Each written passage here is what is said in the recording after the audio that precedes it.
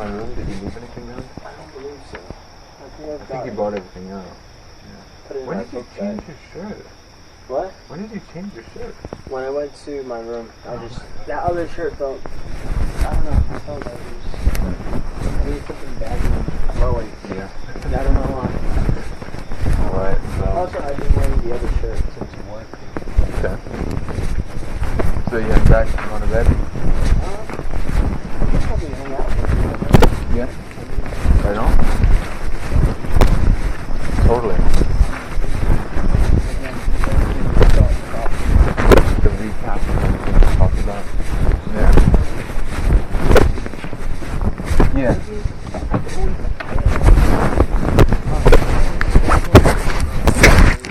Too much to you now. It's just me not having like a strong father figure in my life. Dad lived here, so he was kind of absent. So I gravitated towards, like, in terms of masculinity. Musicians. Yeah, they were my father. That's exactly what I did. Yeah, pretty it's much. kind of bizarre. And System of a Down was the first band that I really, really got into. Like, for a while there. Ever since, I want to say, since my mom bought me that Toxicity CD. Yeah. And it was so left field because all my friends were listening to rap and Eminem and all this other stuff, and I had friends that listened to Linkin Park, but I was like, this isn't really my thing. And yeah. Or it was, but it wasn't. It was just, I was like, I want real rock. I want real metal. Well, Toxicity definitely. I heard Chop Suey while listening to Howard Stern. I used to listen to the Howard Stern show religiously. I would skip school just to listen. Were you allowed to? No. Okay, so you sneak into it? Yeah. Okay, I did the same thing with Loveline, if you've heard of that. Loveline, what is that? That was with Adam and Dr. Drew. It was Adam Carolla and Drew Pinsky. It was like a late night sex talk show. Okay. And it scarred me. I listened for just so long, for like a year. Were you just like intrigued by it? Like morbidly curious? I guess morbidly curious. Yeah, I had learned very late about sex. I was like 14 when I learned about what like masturbation was. Oh wow. I told you about that, and I wouldn't listen to certain music. But then it was my way of trying to break free of my parents' restrictions and just trying to see the world through my own eyes instead of through theirs. And so wild. So I started listening to radio, secular music, and then that came with it. And so I'd stay up late at night listening to it, and I feel like I know.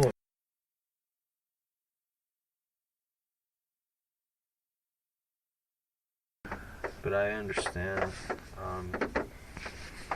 Yeah, Howard Stern was that, and then there was that. What am I pulling up YouTube? There was that. It was right after September 11th. It was like right after September 11th. And like the actual 2001. Yeah, it was in 2001. It might have been a few months after. So you were like 10 weeks after. Would I have been 10? Yeah. Yeah, 91? I would have been 10. Yeah, since I was born in 91. So I was like 10 years old.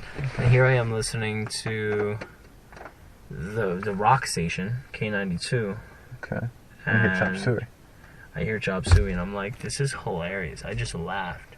I laughed hysterically the first time I heard System of a Down. And the other guy who was showing it to me, he was like, what's so funny? Why are you laughing? Because the delivery, it was just so cartoonish and so outlandish, but it was heavy. And it reminded me of Strong Bad when I first heard that. It kind of did, like Homestar Runner. I was just cracking up, and he's like, why are you laughing? I'm like, it's like Strong Bad metal.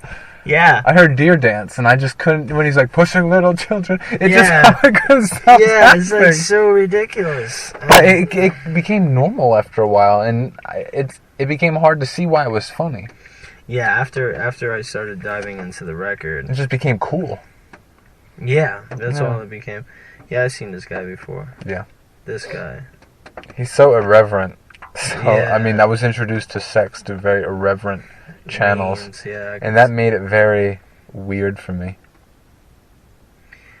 yeah, I mean, Howard Stern is not too dissimilar. Oh, no, he's And very much like very that. vulgar and ridiculous, but that's what I was introduced to.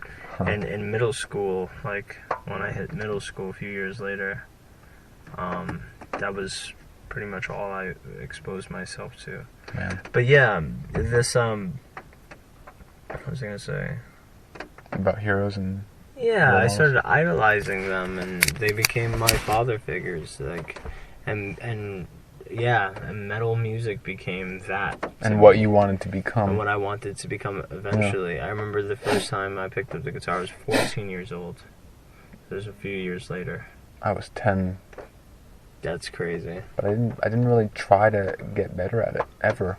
I Really? really just tried to learn it. I played when I needed to play at any given moment to feel like I'd... You never consciously thought, oh, I'm gonna try to get better, or no? If I felt like I needed to play a certain lick, I'd hear it in my head, then I'd try to play it. And sometimes I did tabs. Yeah, I had power tab, and I would look up like Mars Volta and Incubus and System of a Down tabs. I did tabs, but I always felt like that was such a cheap way out. It worked. It worked. I didn't care, It as long as worked. it sounded and fine. I definitely, yeah. But then I was like, I'm picking up on things that are more difficult. I even took lessons. Really? I took a few lessons. Even when I moved here, I took lessons with a guy named. Okay, yeah. Okay, I know who you're talking about. But yeah, he and all he showed me was how to play a bunch of Metallica stuff. Which at that age I was like, yes, Wow. I'm Yeah. absorbing this. So I would go home and practice. And then not long after that, I bought my BC Rich Warlock for $300 from Nice. Guitar Center. So like, there's a bunch of stuff, but I knew when I first picked up the guitar, I was like, I'm gonna learn this. This is gonna be a part of my identity. Yeah. But then there were other kids who had already done that, and they seemed so nerdy, and like I wasn't cool with that. So I was like, all right, so I gotta get good at it, but then I can't tell anybody that this is what I do. Really? Yeah, and I became So there was my like a shame thing. associated with it in a way. Not shame, but I always thought it was cool to just be good at it and not talk about it. These other kids were talking about. Oh, okay. Yeah, and yeah, so that became my approach. And even now, that's still kind of my approach, because I'll talk about it to certain people, and even more like flagrantly than I had back then. But yeah, I wanted that to be my identity and nothing else. Like whenever I saw these guys, that's all they were. They were just musicians and nothing else. They had no personal lives. Very no nothing. one-dimensional. Very one-dimensional. But I was okay with eventually aspiring to just be one-dimensional. And that's kind of been a point of contention for me, because now I realize, no, I'm still a human being. Like I still have other things going on, and It took my throat issue to kind of wake me up from that very one-dimensional life I was living. Really. With just I was constantly recording. I was taking But no breaks. don't you still kind of idolize that, like that area? It was such a dream that whole time. It was like this dream bubble, and I mean, yeah, it was. I'll never forget those memories. I mean, how could you? I can't. I mean, that's so... I think about that more than anything else. From 07 to 11. Yeah. Just every minute of every day. It's a long time. Did you get to the part in... I wrote it in one of my documents. I don't know if it's the one you read today, but where I was talking about role models. I don't think so. I wrote something about how we just need to be conscious of... Their input? Or their No, influence? just when I was talking about developing a caricaturizable personality, be conscious of having a role model-like impact. Because I think that's what we should aspire towards. I think I wrote something more profound in the paper, but it was about being conscious, being aware of being role models. Oh, yeah. And that's something that, like... And we want to have that personality that can be that, qualify for that too. That's one of the biggest draws of this entire project for me, is because a lot of it is rooted in inspiring other people. Mm-hmm. And I just think of how important it was for me to be inspired. Mm-hmm. I mean, all the coming up. 13-year-olds who, Yeah. hear this kind of thing for the first time. I mean, it's great if a 30-year-old does, but the more impressionable hearing this and just being, wow. Yeah. Like, I don't really care about people my age at this point. Yeah. Like, I'm whatever. thinking in terms of the next generation. Yeah, we kind of have to tap into that. Yeah. Like, I would love to produce something. But kind of how we laughed at System of a Down when we first heard it, but then we started taking it serious. Yeah. I wouldn't even mind having that appeal. Like, that's... and then even now I can still kind of understand why I laughed. And I can still understand why I was searching for a deeper meaning, deeper behind their lyricism and stuff like that. So both were at play. Both analytical things. Well, laughing at it is not very analytical. It's an interpretation nonetheless.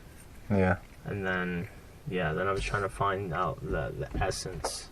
It's all about finding the essence of what these people were saying. Mm-hmm. Yeah.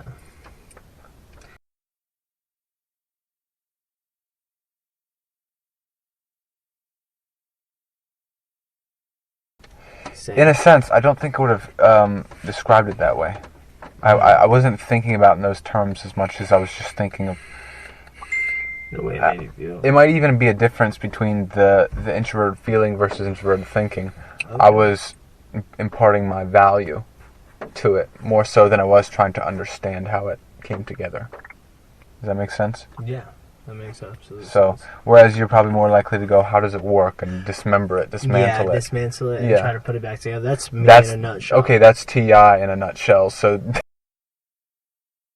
literally, and you'll hear me talk like that. And I just care about how, I don't care about how something works or what it's made of, but I care about its potential. Right, and what it eventually what it can. Yeah, that's how I think.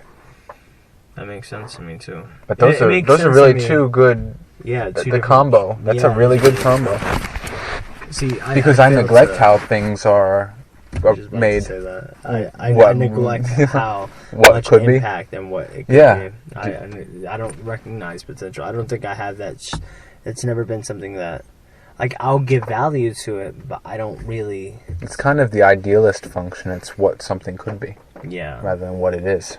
See, for me, I definitely... I recognize what it is. Okay. And it isn't until I break it apart and then try putting it back together that I can realize what it really could be. So I can't say anyone's an inspiration other than just... my own self, which is how I, it sounds weird to say, but... No, I think that's awesome. I think that's what it should be. And I think that really worked for me and how I went about it. I think some of the stuff that I was putting out there, like Manhattan Moon and shit like that was just me trying to get things out of me. Yeah. But I never thought they were cool. Really? They weren't cool. It's not about being cool, it's about being you. Yeah, but there has to be a me. There's a version of me that's pretty damn cool. A cool version of you? Yeah. Yeah. Oh, I understand what you mean, though.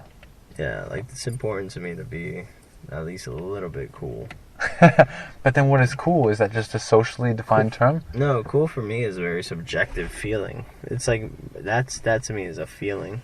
Because when I was isolated for all that time from society, I realized that there were so many concepts that ceased to exist in isolation.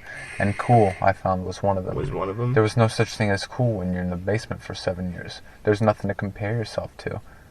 Right. And that just became another one of those things that no longer makes sense. Okay. Because it requires a point of comparison. Yeah, I can see that. It's bizarre when that happens to you. Your mind starts reshaping itself and words stop meaning anything. Yeah, you were telling me something about that process. It's weird. I can't imagine. I'm surprised I made it back in I'm so grounded even. Yeah. I was thinking about this earlier today. We often judge people's sanity based off of what their beliefs are. But right. It's not about that. Because it's really about how much... Like, I have some pretty wacky beliefs, but at the same time, I understand what is and isn't acceptable in this society, in this reality. Right, what'll fly, what won't. And that's the weird thing about things like... We talk about rationality a lot. Rationality doesn't exist as a concept within ourselves. Because everything inside of ourselves is crazy, and just rationality more so defines the process of what we find to be acceptable behavior, acceptable to speak, say, and do. But on the inside, we're all irrational. Our thoughts and everything that's out of order, it's chaotic. Yeah. So it really comes down to how we see what we see as being okay and acceptable. And if you know that, then you can function in society without anyone pointing out. So that's all it takes to function in society? Mm-hmm. To have that discernment? Yeah, it just comes back to discernment. I've had people tell me, even my own family, just that I'm the most down-to-earth person. And it's so funny to me because I hear the chaos in my brain. But at the same time, I'm also very... I mean, I've done that before. It's strange, but I won't receive things. I'll be told something and I'll reject it. Yeah. Just because of the chaos in my brain. I've had so many people, even after my body image, I had people refer to me as being skinny. Yeah. Compared to, not so much lately, but when I was like 160 or like upper 150s, people were calling me skinny, and I was like, "There's no way." I don't see how that's a lie, though. I'd call you toned. I'm definitely more toned than I have ever been before. But coming from being fat, when you see how much weight I've lost, I definitely skinny in comparison. And I rejected that. I was like, no, I need to be just bones. No, nothing else, just bones. That's what I wanted for myself so bad. It's so weird that even we have that in common, even though we were coming from a different place. Like, I was never overweight. I just wanted to be the rock star. Yeah. Yeah. You ever want to build up or look a certain way? I feel like a lot of rock stars are just naturally skinny guys, though. Just naturally? Maybe. Like the guys in the Mars ones we see. Yeah, I mean, like, freaking Keith Richards and all those classic junkies. They're just... I don't know if that will look like anything. Oh, that's terrible. Yeah, that's rough. I hate it. Can you not? Delete. Oh, my face. We'll have to take some pictures soon, though. Yeah, we should. My face looks awful there. Yeah, let's do that. Are you very critical of yourself in photos? Very much so. Yeah, I am too. So I love that we share the same disposition on so many things. I do like I do like Was that gay babies I just saw? View profile cover. These pictures that we took, really, really good. It's pretty flattering photos on all of you guys. Yeah, and it wasn't even intentional. It was just the first thing that came up. Was it professional? Even in So he's a professional photographer or what? Yeah, he does it for a living. Nice. Even these, where we blurred our faces. Did he do that too? Yeah. So he's also a Photoshoppy guy. Oh no, we actually did a practical effect where we were like shaking our heads. Oh, okay. And that's what it captured. But he is kind of like a creative in a sense. But what he does is very commercial. Okay. So it's not up our alley. He works for a company called...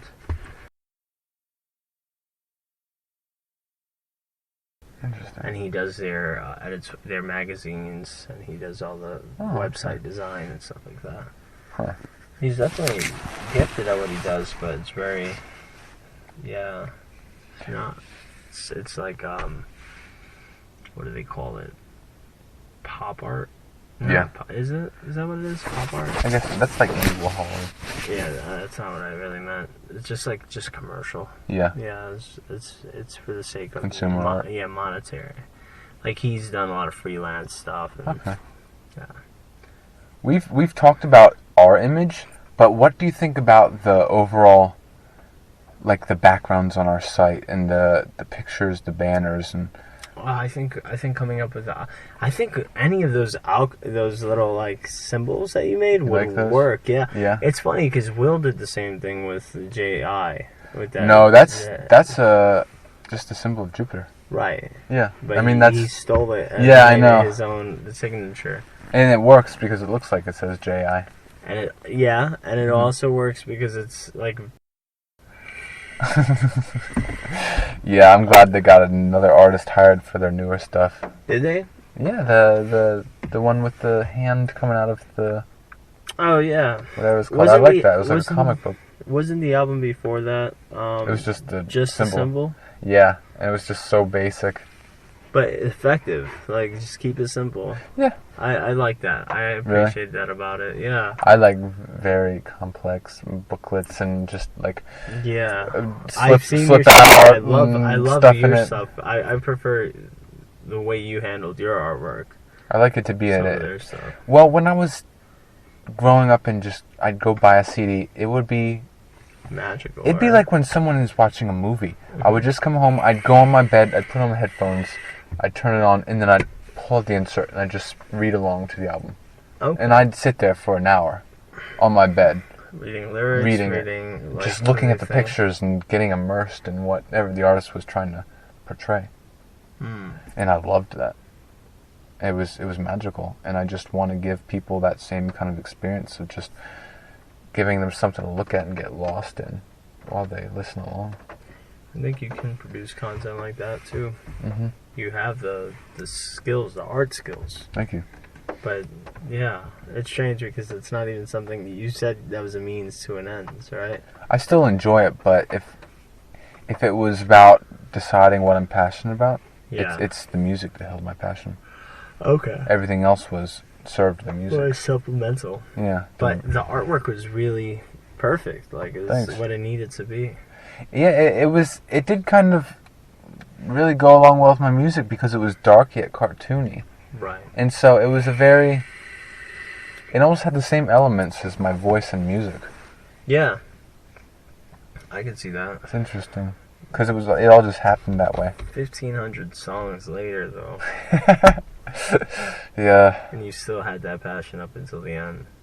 What do you think? Oh yeah. Oh man, it was stronger than ever. Because I was getting more and more aware of what I wanted from it all. Oh man. And it was just becoming more cohesive.